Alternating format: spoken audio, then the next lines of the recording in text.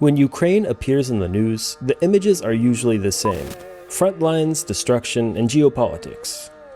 But there is a side to this country that rarely gets shown. The full-scale invasion has now raged longer than the entirety of World War I. Yet, under the shadow of this massive war, the pulse of daily life beats on. And I wanted to see it on the ground with my own eyes. So I set out to cross the border from Poland to the historic city of Lviv. What followed was an eye-opening journey, riding the train across the border, meeting locals, and experiencing the day-to-day alongside a population fiercely determined to survive. Well, good morning. Today, I'm starting my day over in the country of Poland, in the city of Krakow, at the central train station here.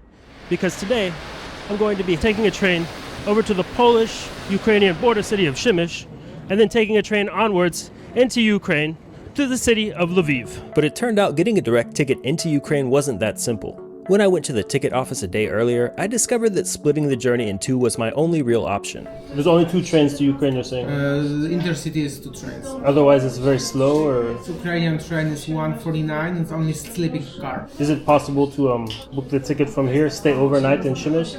Yeah. Okay, so we can buy both tickets from you. So you're selling us a ticket all the way to Lviv, or it's 2 separate tickets? 2 separate tickets. Okay, so we buy Przemyśl first. Okay. And international. Can you tell us the schedule for return? To Rzeszów, Okay, actually. the same situation from Lviv to Przemyśl and Przemyśl to Rzeszów. Rzeszów. Last train from Przemyśl to Rzeszów is 9:19. Can miss the connection, no? Maybe. Not only do we have to break up the journey, but I also realized I had absolutely no idea how to pronounce the name of the border town we'd be staying in. Przemyśl. In the coming days, I would butcher the name of this city at least 10 different ways. Alright. And leaving Krakow on the train is always pretty scenic, especially when you go over the bridge over the river. Over to the right you can see the formerly very Jewish neighborhood of Przemyśl, and then here, where the Jewish ghetto was during World War II, the neighborhood known as Podgórze.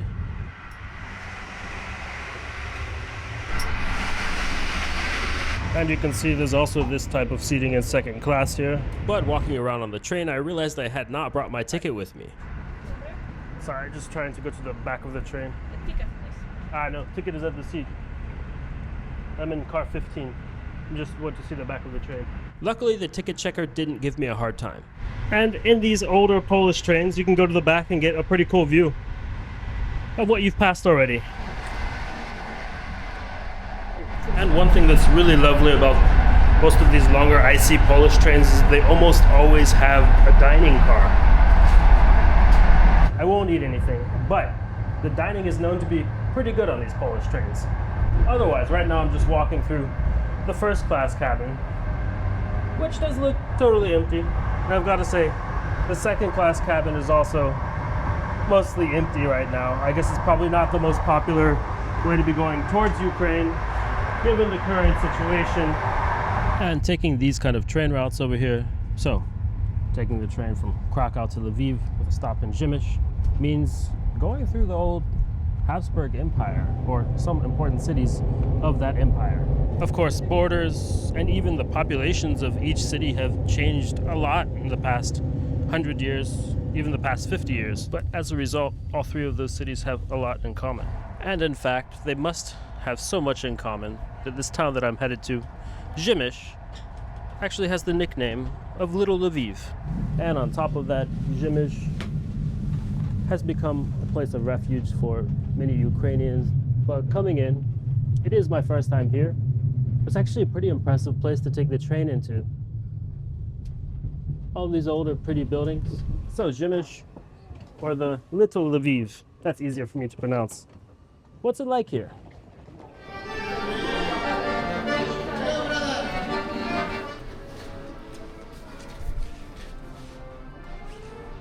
The train station is only a few blocks away from the city center, and I'm headed in that direction right now. But first, I'll drop off some stuff here. And here's what an apartment hotel in Przemyśl looks like. Pretty big, actually. You get a balcony. It's about 53, 54 euros a night. And you can cook and stuff like that here.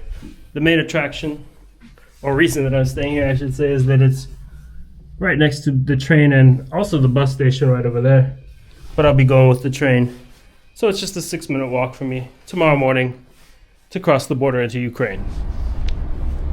So here in Przemyśl, you've got a kind of main area that's really the center over here. And it seems like there's basically these two walking streets. One over here, well, cars can technically drive there, but not many do. And then really a pedestrian-only street over there. Architecturally, this place is just very beautiful. There's this huge Baroque church and then another one just down the street. And it seems to be very thriving in terms of small businesses and stuff like that. And the whole old town here is basically on a small hill, so as you get to the top of the hill, there's yet another church. And just a little bit further up the hill, you've got the town's castle. Over this way, it's all Poland. That way, all that way, and behind where the castle is basically getting to the border with Ukraine. To go in the castle, you've got to pay a few bucks. Not too much. 12 zloty, $3. And it's all very elegant in here. Let's check out the East Tower.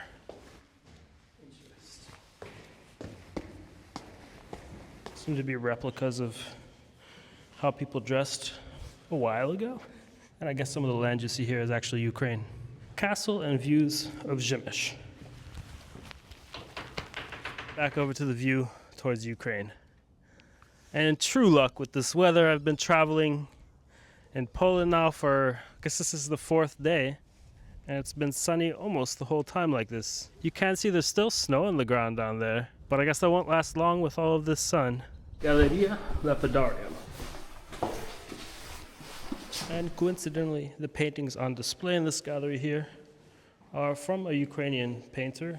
And it says here that they're depictions of Lviv as well as Huchilchina, I believe it's pronounced. So part of it's about where I'm going tomorrow. And as for why this city has the nickname of Little Lviv, well, I couldn't tell you any concrete, fun little fact about it, but if you look at photos of Lviv, and just like how the architecture and churches look, there are definitely some similarities on first glance. And on my way out, I noticed this info plaque here, saying that this was actually a rotunda complex of a small wooden town about 300 years before the castle was even here.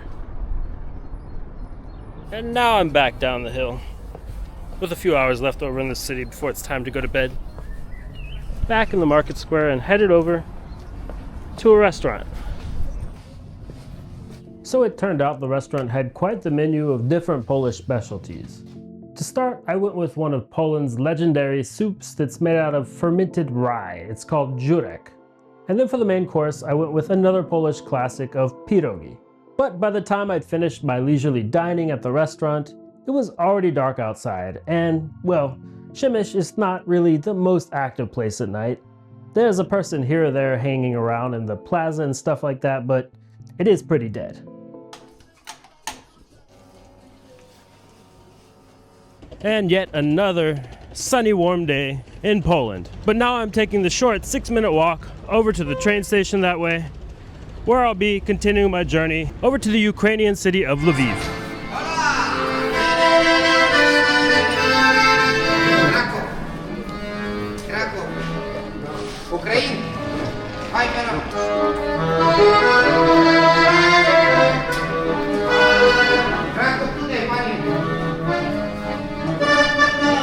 Hi, sorry, Lviv train here. Okay, dziękuję. Over this way are the trains that go to Ukraine. The main station is over there. I believe the reason for this is simply because the train tracks that run in Ukraine are narrower than the ones in Poland. Like you'll find a lot going between eastern and western parts of Europe via rail. Nie, znaczy to, przyjechać tak, żeby opowiedzieć małe na tym You can actually leave the country of Poland just right here. And that's really quite straightforward. There's no line here for this train today, although I guess I'm a little bit early. My train today leaves at 9:49. Right now it's about 9:25 a.m. And you can see over on the other main tracks of the station, there's an older, what I believe is a Ukrainian train, but here is a much newer type of train. And I've already made it over here to the car I'll be taking today. And again, I'm sitting in second class. So today the train I'm taking is in fact a Ukrainian train. You can definitely tell that.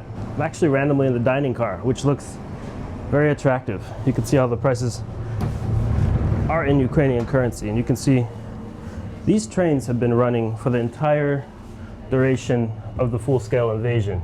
And it's really an amazing job they've done at helping to get people that need to leave the country out, and also helping to get help into the country of Ukraine. And on top of that, it seems that they even have a very nice menu in their dining car.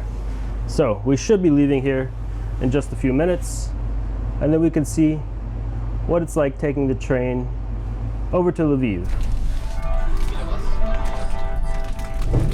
And we've just started our journey here. There's a certain feeling when you're about to enter a country that's at war, of course. But beyond Przemyśl, I guess there's about 10 kilometers between that town and the official Ukrainian border. So you pass through a few slightly less populated, but still populated areas over here. And just a few minutes later, we had already entered Ukrainian territory. Much of the way, parallel train tracks were occupied by sitting trains. Some were passenger trains, but the longer ones often had enough cargo to span miles. Now, my experience re-entering Poland from Ukraine over a land border a few days later took a pretty long time. Of course, that's to be expected given the situation. But taking the train means that Ukrainian border control happens on board while moving. The journey went by in what felt like a second, and we soon began entering the outskirts of Lviv. And it's actually turned out to be an under 2-hour ride. And currently the way it is to enter on the train, there's no actual border stop to enter Ukraine. The border checkers just come on board the train, check your passport, and if you have a larger bag, it seems like they're checking a lot of the bags. But here we are. So at least on the train I decided to take today. Very, very straightforward to get over here to Lviv. And I'm already here. But it's still already afternoon, just because it's 1 hour later once you get into Ukraine. And quite a lot of the people have pretty significant amounts of baggage. I suppose people taking stuff back from Poland or wherever. But here I am in Ukraine, a country I've never been to before, but wanted to go to forever. And as for taking the train from Poland over to Lviv, it's really pretty easy these days. But in Poland, I was not able to get my ticket back to Poland. So my first stop here in Ukraine is going to be trying to get a ticket back to Poland in a few days' time. And it's really a pretty old station over here in Lviv. But as it turns out, train tickets leaving Ukraine can only be booked via their app right now. So we have the Air Raid app. I guess in Lviv, you very rarely have the alerts. We haven't had it for a long time. Yeah. Yeah, but sometimes it happens, Okay. and we have like applications, so we check if it's just like a plane that I don't know, has some training Yeah. on Russia territory, but it has these missiles like Kinzhal or something like that. When we see that it's this plane, we like Right. do nothing. But when like missiles are going, so then we go to the shelter. Okay, so this app will tell you like this. No, I have another one. Okay. It's in Ukrainian. It's ракетна небезпека, like that. It's like a WhatsApp.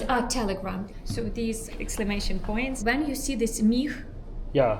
31, so then actually we do nothing because it can be Kinzhal, but when it's Kinzhal, like nothing can help us because like we can't destroy them. Yeah, and you'll hear this air alarm. It's very loud. It's everywhere. All right. So when we hear that, we go. And the shelter is better. Yes, it's better to find a shelter. Also on this website, Lviv Travel, you can find shelters. But if you're staying in hotel or hostel, it's better to ask them because they know about like what is near them and what is better. Thank you. But in Ukrainian, Дякую. Дякую. Дякую. Okay. Okay. Дякую. Goodbye. There are a few different ways to get from the train station to central Lviv, but since both my wife and I always enjoy a good tram ride, we decided to hop on board. In Lviv, you could just tap your credit card to pay, so it seemed easy enough.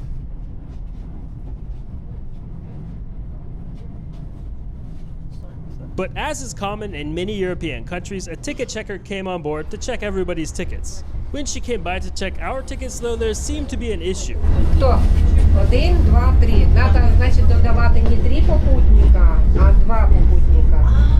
За одного проходить автоматично, той, хто старший. For a minute, I was fully convinced that we must have failed to validate our ticket or something. But as it turned out, when you tap your card to pay for a ticket in Lviv, it gives you the option to pay for more than one person. Except +1 actually means you're already paying for 2 people, so we had actually paid for an extra person. Crisis averted, but I guess I did lose a few cents.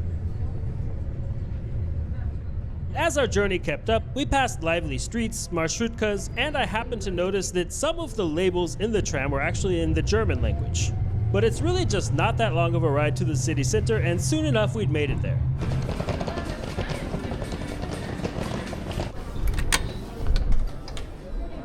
Hello. I think we're a bit early, but we have a reservation. And what's your name? Do you have a reservation? It should be under last name Greer. And it was standard double room and accommodation without breakfast. During my time here in Lviv, I'm staying at the Best Western, right in the middle of the city. But when visiting during the war, it is important to be staying at a place that has a bomb shelter, and bigger hotels like this one generally do have a bomb shelter. So since the Best Western has one of those, and yeah, it just looked like a comfortable place to stay. Plus I'd only be staying for 2 nights. I thought I'd just stay here. The most important thing is that I'm like right next to the market square, perfectly located to get out and explore this city. Oh yeah, and I nearly forgot to mention the price here. It's definitely not the cheapest place in Lviv, not by a long shot. I ended up paying around $90 a night. And just stepping out of the hotel, you're right at the edge of the central square of Lviv, the Reno. Currently, things such as statues and stained glass are covered up to help prevent any damage during attacks. And by the way, this street that I'm walking down is Virmanska, or Armenian Street. And right here in the old historic center, there's a marketplace. О, диви, яка вона вже стала бодренька. Та тихо, хто би сумнівався. There are all kinds of traditional Ukrainian things here, including a very useful type of toilet paper. And one really cool thing that you can buy here in Ukraine is a driver's license. You get to choose who you want to be. And I can't say for certain if this is what you always find at the market, but here, right now today, there are really a lot of textile goods for sale. There's some pretty cool looking stuff here. Are you working in the market or? Yeah, Oh yeah? What do you sell? I also sell embroidery. Dobra. Dobre. What is your name? Sorry. My name is Ruslana. David. Nice to meet you. Okay, nice. Ruslana is a very nice name. Thanks, fine. What is the best thing to buy in the market in Ukraine? Best, I think maybe blouse. Oh, Blouse okay. for men, for women. From cotton, from linen? Cotton and That kind of linen, stuff. yeah. For example, sometimes 50% cotton, 50% linen, and very popular towel on the when Yeah. people wedding put on the in church. Like this kind of stuff? Yeah. Okay. No. This is I know. a towel. Towel. Ah. When you 2 people married, go to the church and put and stand. Okay. And this is runner put on the table. Ah. But for example, this is for Easter time. Okay. This is for Easter time. When Yeah. you go to the church, put on the Easter basket. Okay. Your first language Ukrainian? or Yeah, I'm born in Lviv and I speak Ukrainian, Russian, Polish, In English? and English. Wow. English not so, Why do you learn so many languages? because I'm smart woman. But you didn't live in another country? I mean, of course you're a smart woman, it's clear. Тому що я мудра жінка. I agree. Joking. If you're speaking 4 languages, I agree. But you learn every language in Ukraine? Yeah, Oh, wow. but I speak English not very good. You said that, not me. I think you speak English good though. No, I speak very good Polish. Sometimes people from Polish ask me, you born in Polish? Okay. but speak good Russian. But in this moment, for example, from Georgia, all people speak Russian, but in this moment don't want to speak Russian. Yeah. And this is napkins put on the table Yeah. and plate here. Cool. Okay. Today, no. Later, maybe. Okay? You promise? Okay. Yeah, I promise maybe. Okay. Дякую. Дякую. See you. Okay, bye. Bye. Have a nice day. You too. So, as I usually do to prepare for basically any trip I take, I got in touch with a few locals and asked them what they thought I should do when I visited Lviv. There were a lot of different answers, but one was an answer that everybody gave, and that was this opera house. And by the way, they are running their normal season here, from what I can tell. This is the March calendar. But for the days I'm here, it looks like there's just the ballet. So I'll start here. It looks like they might be having some kind of private event in the opera house though right now. A little bit unclear, but there's the casa, the place where you buy tickets. Are there tickets left for the ballet tonight? For tonight, Yeah. Yeah, how much is that? I have ticket Up here, okay. from 150 to 1,950. Oh, okay. $4 up to like $20 something. Okay, 3 people ballet. How much it's possible ticket? Like maybe 1,000 for 3 tickets, something like that? 3 tickets together? Yeah, yeah. It's possible this 6 row in the Okay, floor cost yeah. 750. Okay. It's good. Good seats? Okay. Okay, we'll take those seats. Today starts 6 p.m. 6 p.m. Okay. It's possible go before 40 minutes. It's over. From 4, For 5:20, it's over. 5:20. Дякую. Thank you. Okay, thanks. Bye.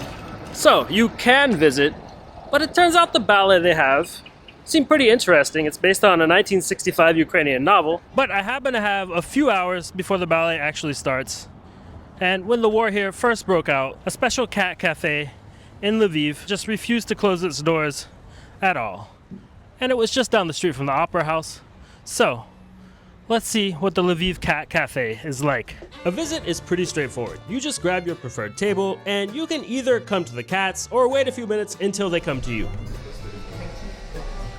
There are dozens of different kinds of cats with dozens of different kinds of personalities. They even got Maine Coons here. Yo. And they do really have coffee. They're really a cafe. Pretty fun place. And they've got a full menu too, and the food was pretty good. Here you can get up close and personal with the cats. But you don't really have a choice, so do keep that in mind if you ever make your way over here. And it's really a huge place, but a very impressive project they have over here. And they've managed to just keep it open, also providing a refuge for a bunch of local cats. So a cat cafe is definitely not my typical stop while traveling, but a beautiful sign of Ukrainian resilience. And they have nice cats and good coffee and food, so after my cat cafe visit, it was time to head back to the opera house.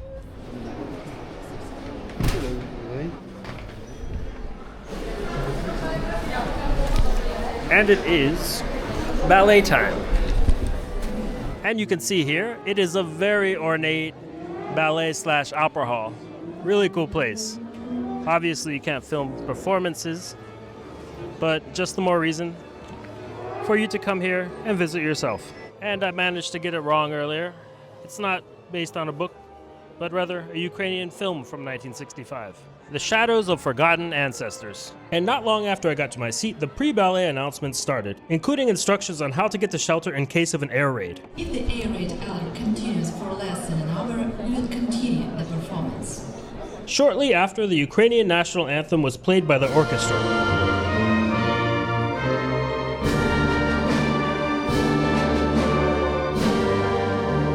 Although the words of the anthem were not being sung at this event, it's a piece of music that goes very deeply into Ukrainian identity, and I can only imagine the very deep meaning for all of those around me at the ballet. Here's a translation of what the words would be in English.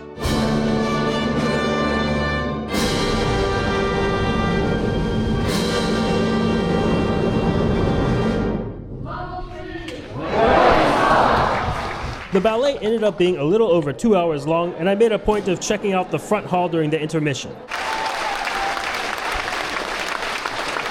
Woo! The ballet's pretty serious over here in Ukraine. That's gotta be the best ballet I've ever seen. I couldn't even imagine a better thing to do on my first day over here in the city of Lviv. But lucky for me, I've got a few more days. So I had a nice little walk around and enjoyed listening to some talented street musicians. But I was in need of some Ukrainian borscht, and I had been told that the restaurant Veronica was very good. But after some really good pickled things and some amazing Ukrainian borscht, it was nearly time for curfew and the restaurant seemed to empty out pretty quick. After my first day in Lviv, I was really looking forward to what the next day would bring. Now I am starting off in the beautiful Rynok or Market Square here. There is a certain wartime feel here. Throughout the square you'll find plaques commemorating soldiers who were killed during the war. But a very, very beautiful place, dating back at least to the 1200s. The main square here is filled with tons of different businesses. It's very lively. Of course there is currently a curfew in the city of Lviv, I guess in the whole country of Ukraine, but during the day it looks like this. And over this way here is one side of the city hall building. Now I'm continuing this way and we can get a little beyond the central part of the old town. So, up the hill here is a monument to the heroes of the Heavenly Hundred who gave their lives during the Ukrainian Revolution of Dignity. Back in 2014, Ukrainians had had enough with a corrupt and dysfunctional Kremlin-backed government, and the people came together, had a popular revolution, and successfully overthrew that Kremlin-backed government. This monument definitely has a very beautiful panorama of Lviv, but it's also a very good place to bring attention to events that led up to the current crisis in Ukraine. Here you can see men and women that lost their lives during the revolution. All of the death dates are either in January or February. Everyday people that imagined a better country, a better life, and probably a better world. And since 2014, well, it's my first time here in Ukraine. I couldn't tell you what it looked like before 2014 or even before 2025, but I can definitely show you what Lviv looks like now. So let's go out and explore this city a little more. And I'm now on my way to a site that's just a little bit out of the older part of the city. But first I'm gonna make a little stop for some good old coffee. And if you didn't know about this in Ukraine, they have very nice sweets and good coffee just about everywhere. Дякую. And who doesn't love a cronut? So I'm always happy to get a coffee. But as I'm continuing my walk, a little bit outside of the city center now, you can see there's different types of architecture around, including this more Soviet style here. Very different from what you'll find just a few blocks away, but also with some beauty as well. There are always, in all of the countries that have this kind of housing, nice little garden areas in front, and I suppose a certain communal feel to living there. It's really quite an interesting street to walk down. To the left you can see that building probably predates the Soviet Union. This is definitely Soviet architecture, and then over there is a building that's probably older than those other ones. And people just living their day-to-day lives. And here, the park that I'm heading to. But there's a certain part of the park. And this is actually not the reason I came to this park, but I just noticed you can walk up this hill, so I'm hoping there's gonna be a view up there. Oh, wow. This is a view all out to the other side of Lviv here. And crazy, you can see there's still snow here. It's very warm here today. Over that way is Kiev. Then you could see into the northern part of Ukraine. And also a railway runs through right down over there. And then on the other side of this hill would be Poland. But my view of Poland is a little bit blocked. Still very pretty up here. Hi. But forgetting about Poland, you have a nice glimpse into the old town of Lviv over here. And the little forest atop the hill too. Let's see what my wife has found up there. Oh wow.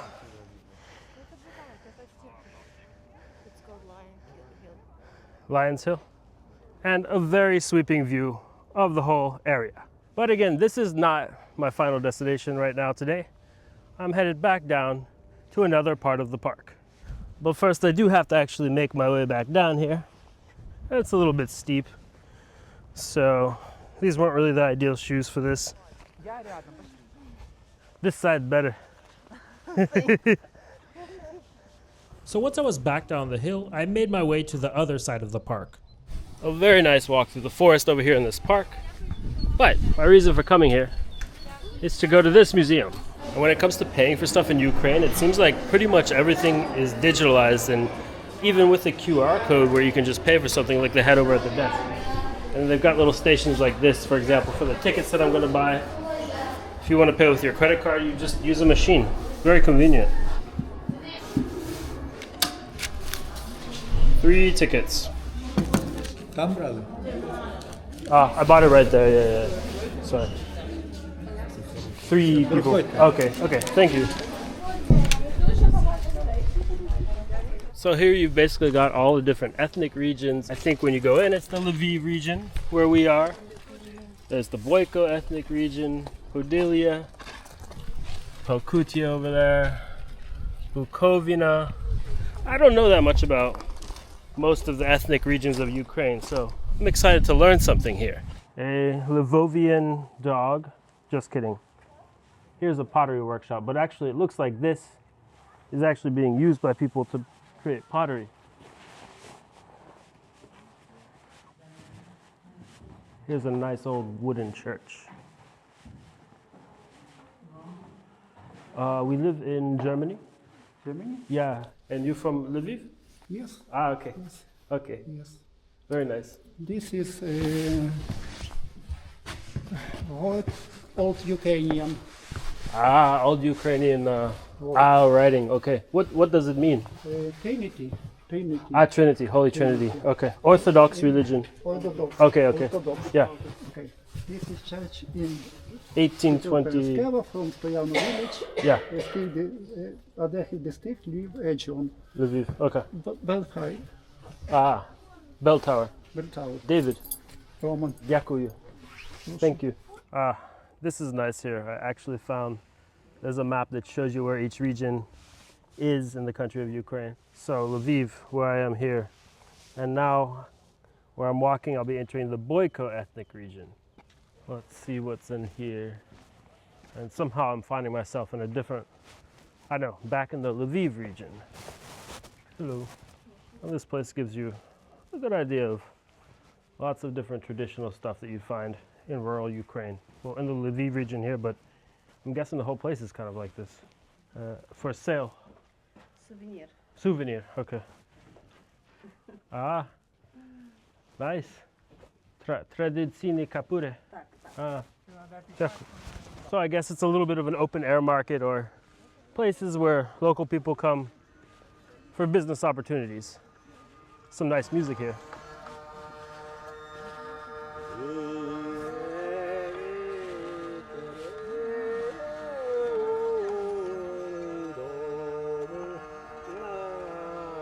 And it turns out that this part of Ukraine is known for a special type of pottery.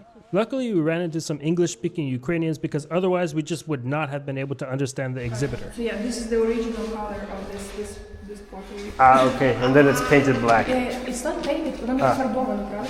Yeah, this is натуральна глина. Yeah, primarily everything was made with this color, but Okay. then they discovered this type of, I don't know how this called. Clay? Clay.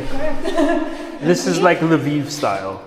Yes, this is the type of pottery that is made really near Lviv. This is, to bake The kiln. This is a really complicated. That's okay. No stress. The kind of wood that they put to make it this color. So that's the thing that makes it black. So the fire, there's no fire inside, as I said. It's only the smoke that makes this pottery black.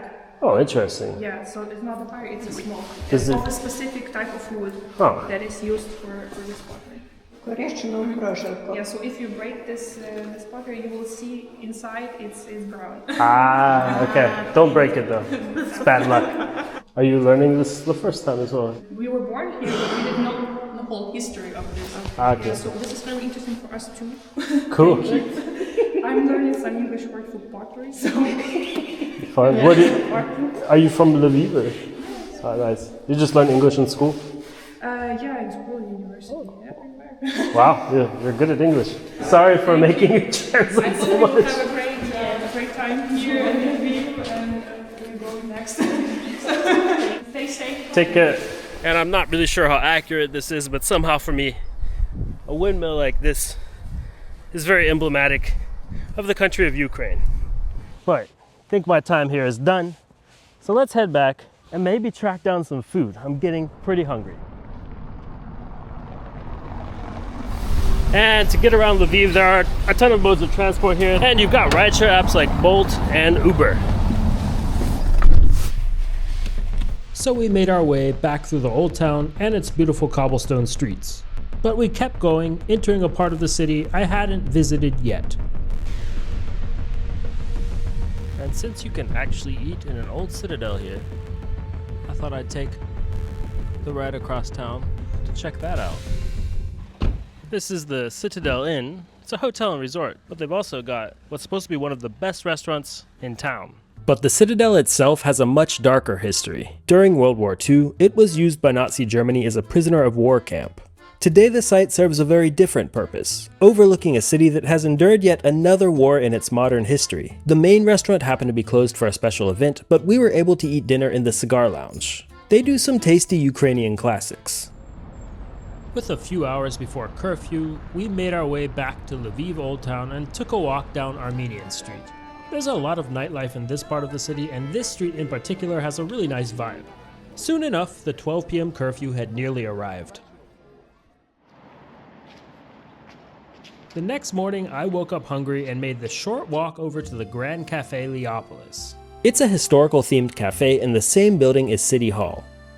And it brings you back to the city's Habsburg Empire past, serving Austro-Hungarian pastries among other stuff. They're especially known for their Leopolis cake, which is incredibly rich to eat at 7 a.m. But it still didn't stop me from having a little smoked salmon afterwards. With some cash left over, I thought I'd head back to the market. I didn't find Ruslana there, but there were plenty of other people selling stuff. Let's see if I can get a t-shirt. Ah yeah, that. XL?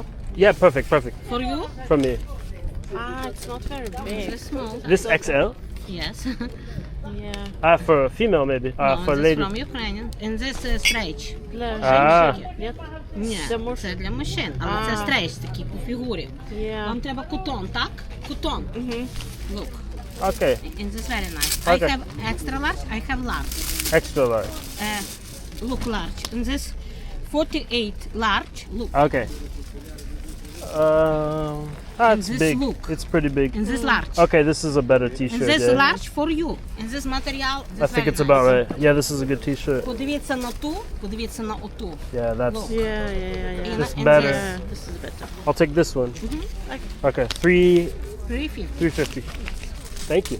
Дякую. Прошу. City, what is it? City? A city, Berlin. Germania. And here I am, back in the market square, on my last day in Ukraine.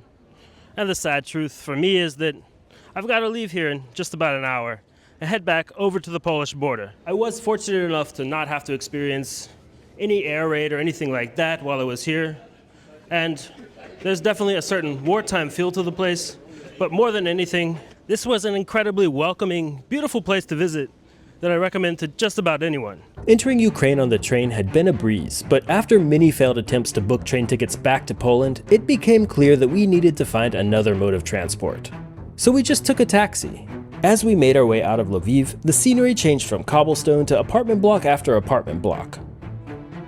Eventually, that changed to smaller towns and villages. Not far from the border, we were stopped. Soon enough, it became clear that our driver had to verify that he had indeed served his military duty. And as we continued on, I could only think if I had been born here, that'd be me. But one more church through the window and we'd made it to the border. This is a really busy place, and the line was long. But by the time we'd crossed back into Poland, it felt strange to leave so soon. Before visiting Ukraine, most of what I'd seen came from news reports. Missiles, front lines, diplomacy, and destruction. Those things are real, but what surprised me was how much of daily life continues alongside them. Businesses were busy, the trams were running, the opera house was packed, and everywhere I went, people were building lives despite the uncertainty. That's the side of Ukraine I wasn't expecting to find, and it's the reason I know I'll be back.